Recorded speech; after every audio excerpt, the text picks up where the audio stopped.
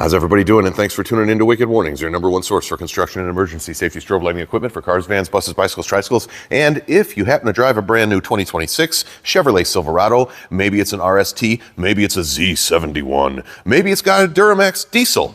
Well, this one has all of that. So this is the 2026, as I said, 1500 Chevrolet Silverado, a basic 4-corner construction package. Front and back with everything included. That's it. That's all. That's what we're going to go over in this video. So if you want to know more about what you just saw, stay tuned. I'm going to break it all down for you front to back, give you all the nitty-gritty details, and we're going to link you to everything you can get as a turnkey package to make your install quick, smooth, and easy. Stay tuned for more information on this particular video here at wickedwarnings.com. Alrighty, well, thanks for staying with me. Let's talk about this build front to back. Let's start in the front because this is the front. What do we got here? We have our LIN6 light. Now that's in amber, and I chose that light because it mounts under the belt line of the grill there via 90 bracket.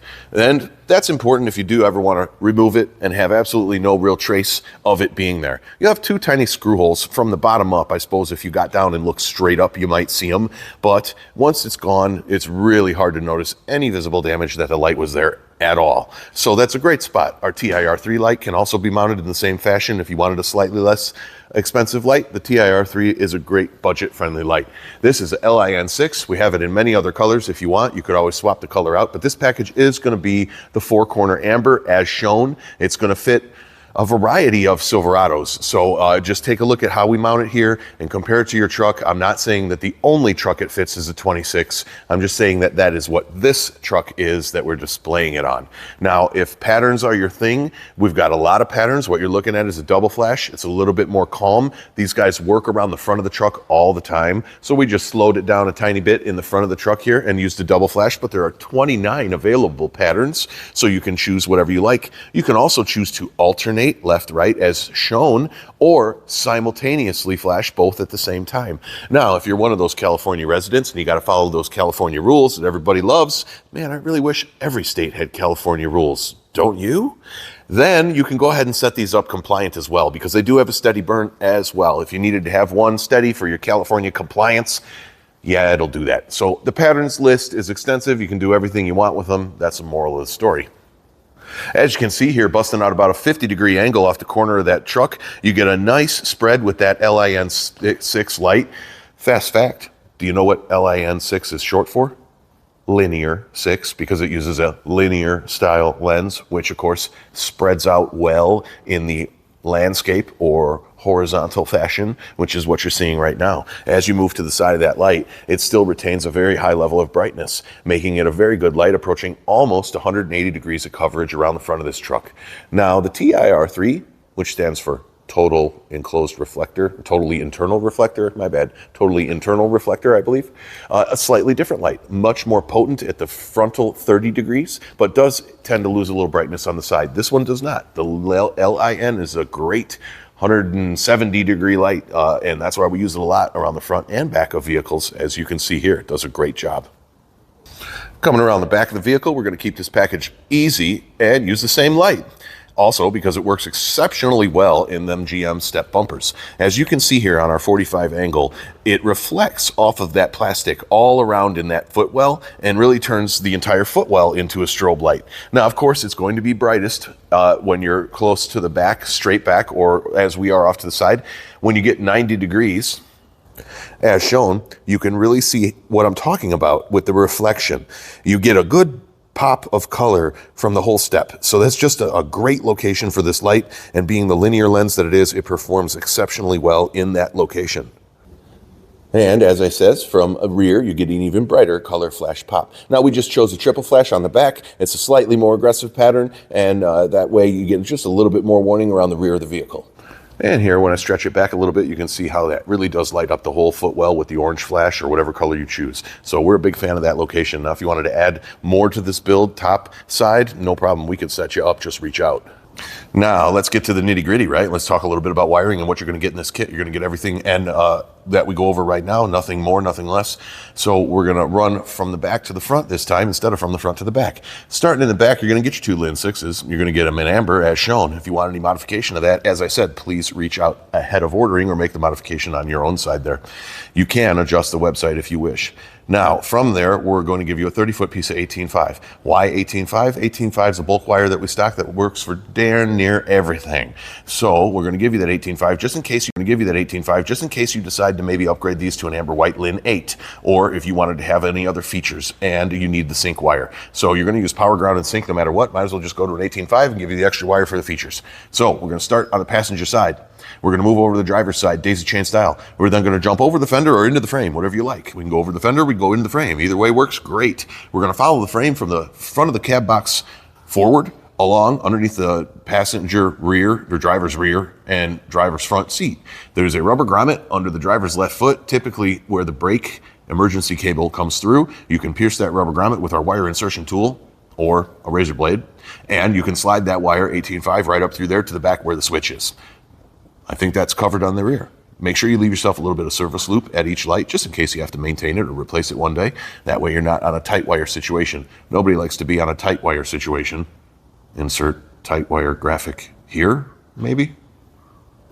Alrighty, let's get to the front because the front's here. So we're going to extend each of these lights individually. Why? Because it's a little easier. Making a daisy chain behind the grill, hiding it all in there, makes it a little bit harder in the grill situation. It's not so bad in the back. You got a lot of room to play around back there. But in the grill, I found it easier to just go ahead and extend them both with 22.5. I'm going to give you a 30-foot piece of 22.5. It's going to give you plenty of wire to extend both of these lights and to run them through the firewall. You're going to leave a little bit behind the grill just in case the grill needs to be removed or serviced for anything like that. Or you have to repair a wire if you have a rodent issue or anything like that. There's always a reason to leave a little bit of extra. You're going to run that wiring right over the driver's side fender, run it towards the back, towards the firewall. We're going to permeate the firewall with a 3/4 inch drill bit. I will then show you in a moment where that hole is in the firewall and how you get the wiring from there right to the back side of the switch.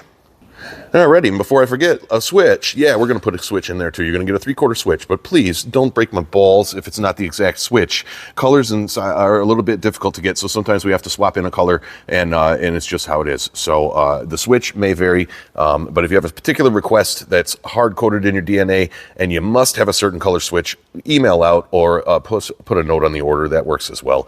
We're going to give you the switch. We're going to give you a fuse. The fuse is very easy to grab power from the fuse box right behind this panel and feed it right in the back of the switch, right? You don't even need an extension. You don't need nothing. By the way, there's a giant ground stud right here from the factory. That's where you get all your ground. That's where you ground everything. That's where you take a ground from there up to the back of that switch with some of the leftover 18.5 wire, most likely.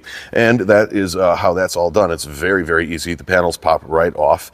And let's take a little journey underneath the vehicle and show you where we poke the firewall on this particular truck.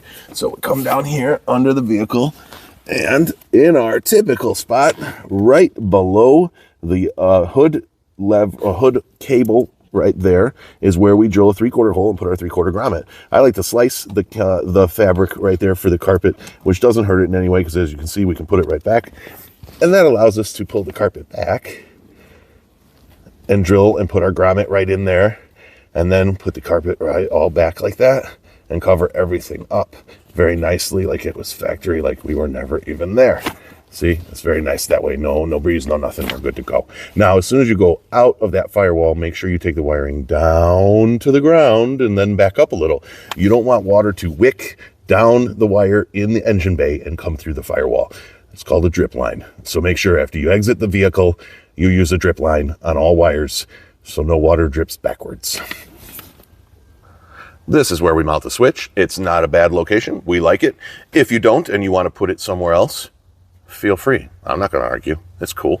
But that's where we do it. And as I said, these panels all pop off. It's fairly easy.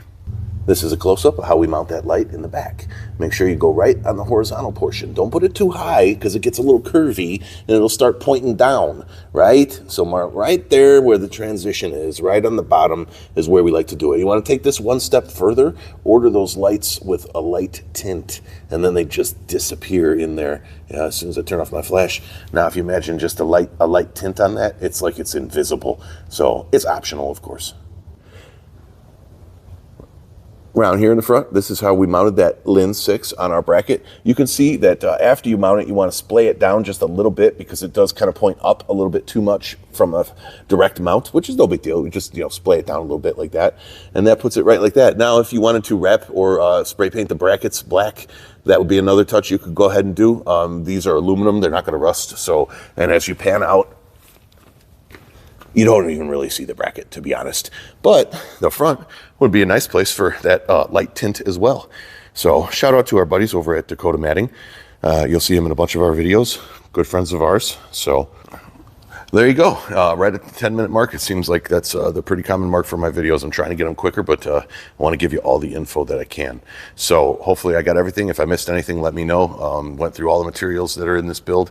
We're doing an installation accessory kit also. When you purchase it, that gets you some zip ties and some tape and connectors and heat shrink and all the other good stuff that you need. We get a fuse kit, we get the 3/4 grommet, we get the 18530 in the back, the 2 lights in the back, the 2 lights in the front with the 90-degree brackets in the front, and then another 30-foot piece of the 22.5 for the front, and your fuse kit for the switch as well as the switch. I think I got everything.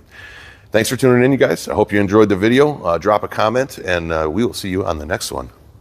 Bye. Before I forget, do me a favor, like and subscribe. You know I really need that, so make sure you hit the like, subscribe, share, all that good stuff. Thanks, guys.